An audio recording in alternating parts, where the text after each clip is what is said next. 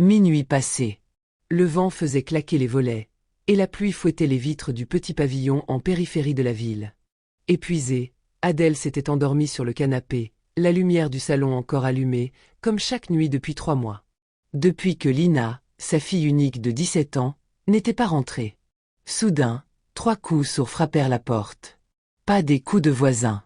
Des coups désespérés. Elle se leva en sursaut, le cœur battant à tout rompre, traversa le couloir et ouvrit. La lumière du porche révéla une silhouette fragile, trempée, les bras serrés contre elle-même, les yeux rougis. « Maman !» Le mot fusa, brisé, et la voix d'Adèle se noua. « Lina !»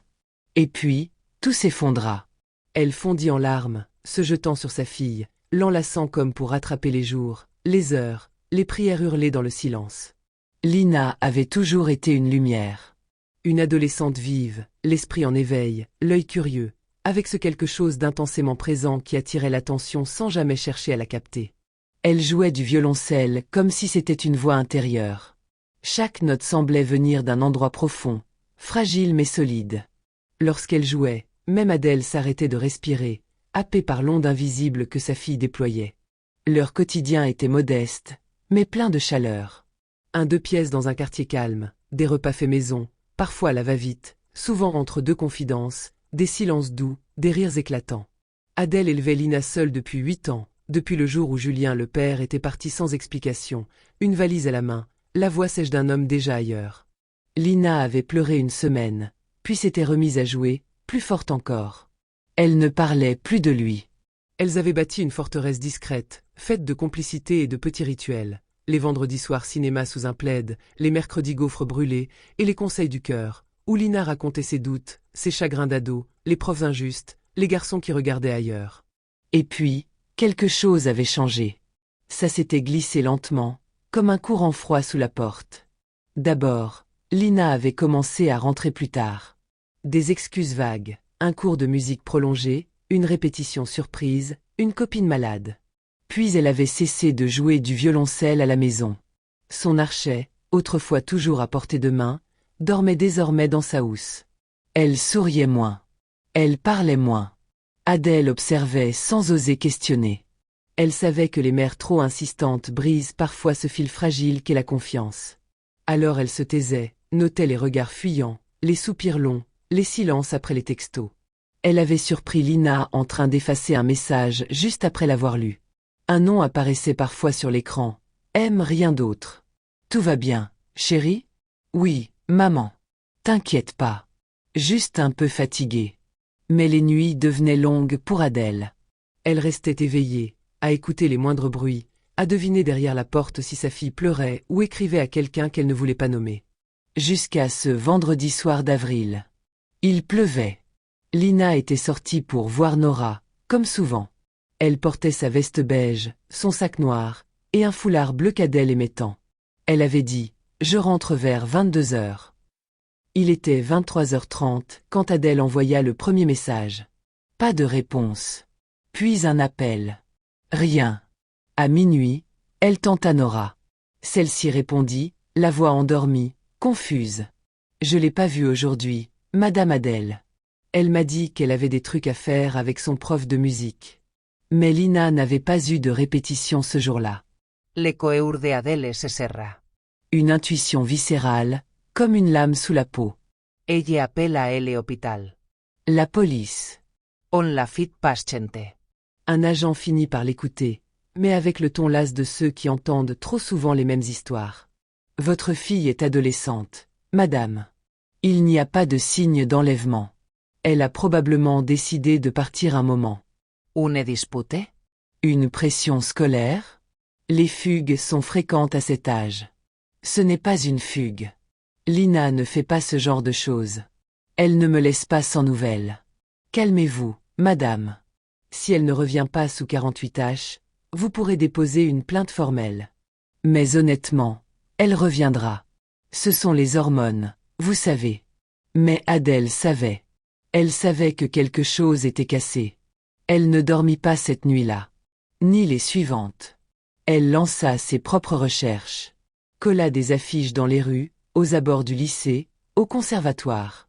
Elle imprima la photo préférée de Lina, celle où elle rit en tenant son violoncelle sous un cerisier en fleurs. Elle interrogea les amis, les professeurs, les voisins. Elle alla même parler aux sans-abri du quartier, leur montrant la photo, leur promettant de l'argent s'ils la voyaient. Les jours passaient. Rien. Et puis, une semaine après, Nora lui montra un message. Reçu le jour de la disparition. Elle avait eu peur d'en parler. C'était un simple texto, sans ponctuation, sans explication. Il m'a trouvé. Le cœur d'Adèle s'arrêta. Qui était cette île? Pourquoi ce message n'avait-il pas été pris en compte plus tôt? Elle le montra à la police.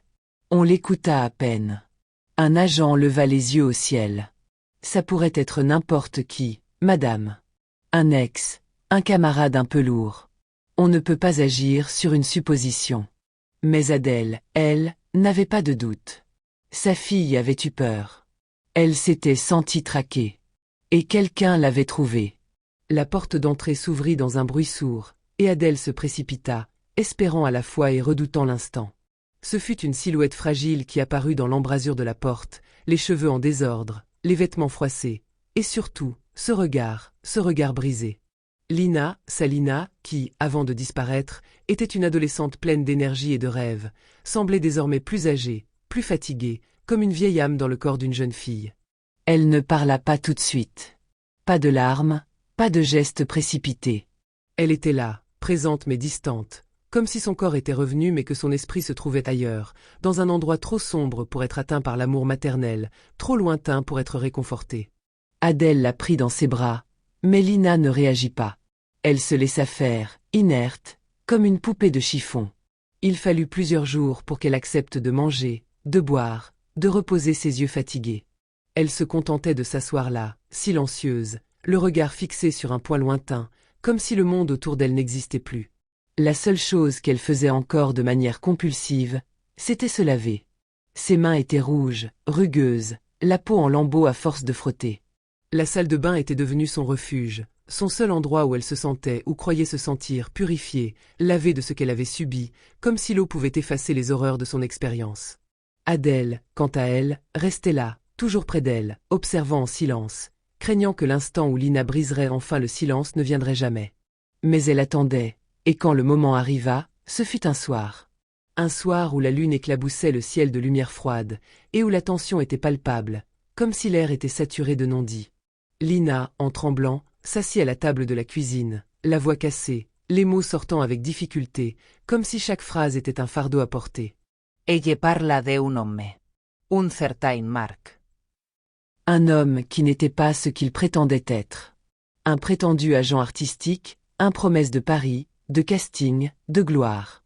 Marc s'était présenté sur un réseau social, là où l'envie de fuir la routine de la banlieue et de vivre quelque chose de plus grand l'avait poussé à se dévoiler.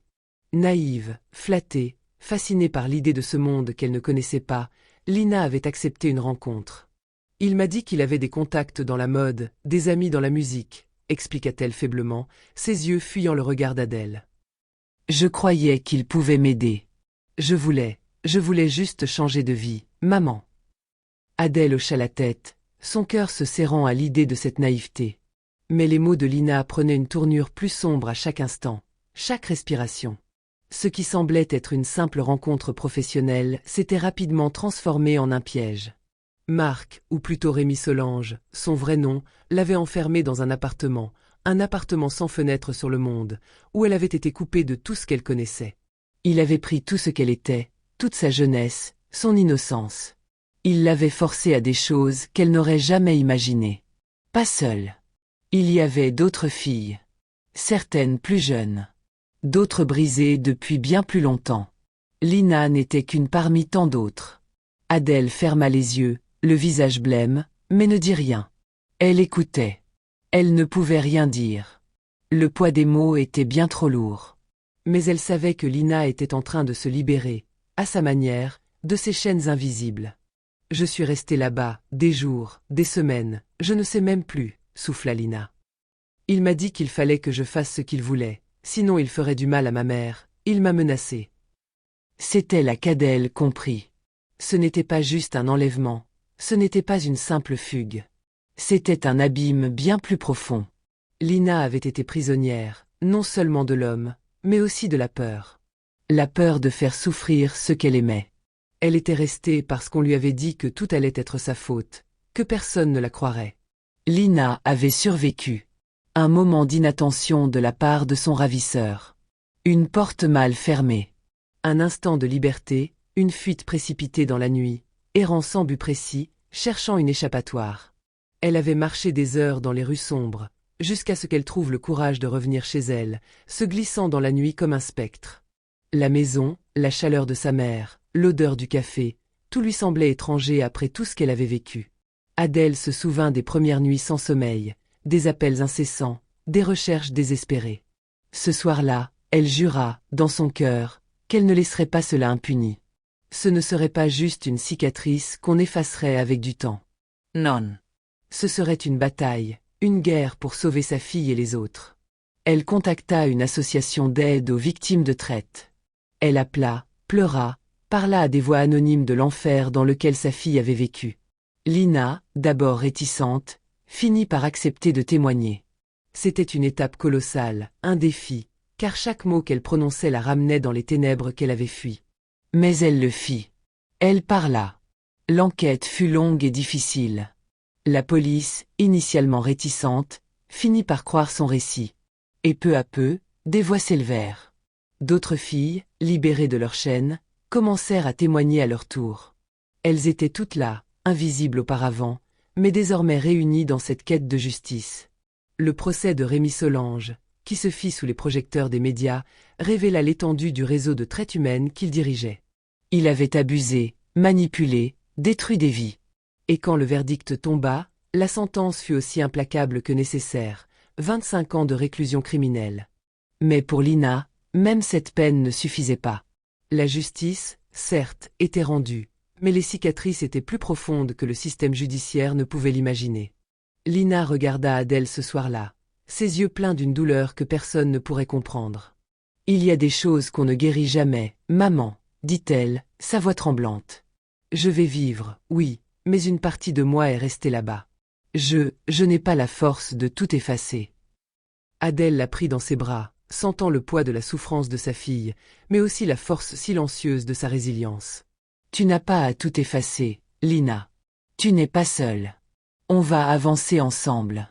Peu importe ce qu'il faut. » Et, dans cette étreinte, Adèle sut que le chemin serait long, mais qu'elle le parcourait côte à côte, un pas à la fois.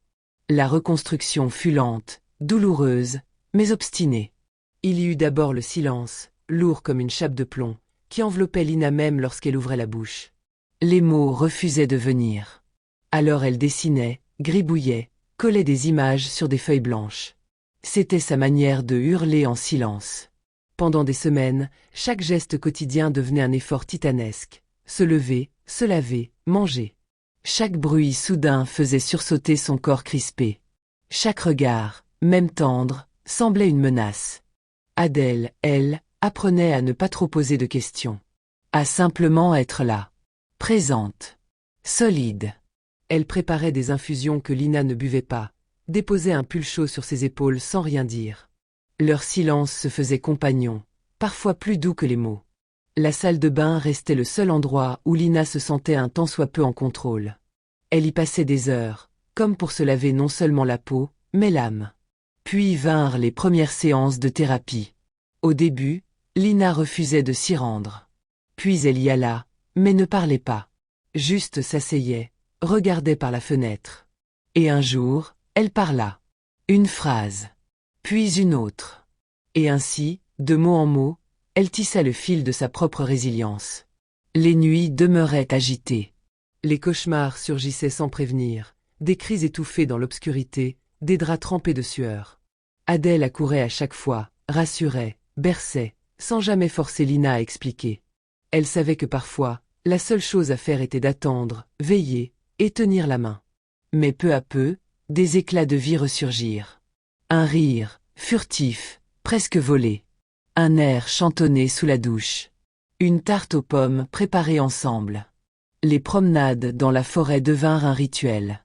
Elle marchait en silence, respirant l'air humide, écoutant le bruissement des feuilles comme une musique lente de guérison. Lina regardait les arbres, leur verticalité tranquille, leur manière de se tenir debout malgré les tempêtes. Puis, un matin, elle ouvrit le placard et en sortit son violoncelle. Ses mains tremblaient. Les cordes étaient rouillées, l'archet oublié. Mais quand elle posa l'instrument entre ses jambes, un souffle ancien la traversa. Elle joua une note, puis une autre. Ce fut maladroit, fragile.